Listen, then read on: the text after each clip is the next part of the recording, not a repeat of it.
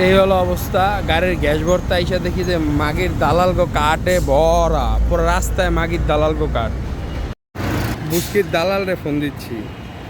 কত মারো 76 তোমার। হ্যাঁ, শিমুল কার সার্ভিস। হ্যালো, ওয়ালাইকুম সালাম। শিমুল ভাই, কি অবস্থা বাউ? কি কালেকশন কেমন?